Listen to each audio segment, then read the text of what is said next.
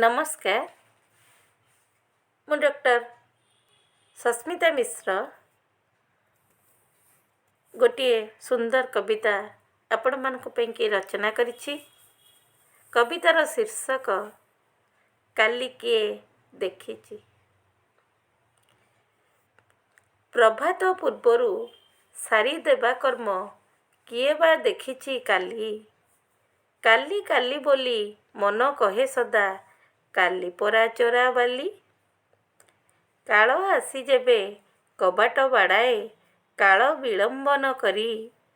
अनिच्छारे आमे सज होई थाए जीवा पाई जमपुरी। पाणीर फोटका मनीष जीवन निमिषेके हुए शेष। रोकी पारे नाही अर्थ बाहुबल विश्वासरे दिए विष। आजिर जीवन कालिकी रुहेनी विधातार ये खेल।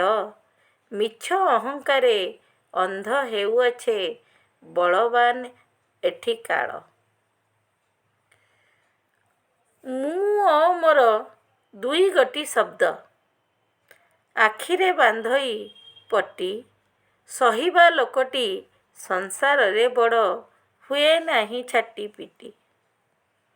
देबाठू आनंद पाइबारे नाही हृदय जाहार स्वच्छ।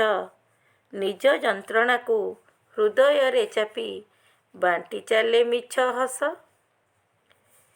मिछ अभिनय करंती धरारे निजर निजर कही। मन भांगी गले दूरेई जाती आपणार नुहे केही। स्वप्न सदाबेले हुएनी पूरण निराशा करई आशा। कथा देई थाए हृदय को व्यथा काल दिए लुह वर्षा। तथापि जीवन चालिछि चालिब बाछि नेई नुआ पथ। नुआ आशा स्वप्न कथा मान नेई मनीषटी थाए व्यस्त।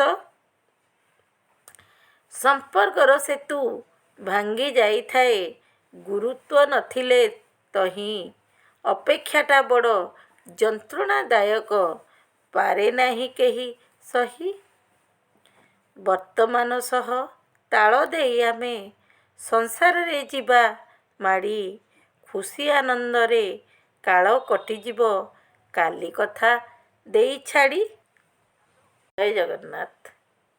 शुभ संध्या।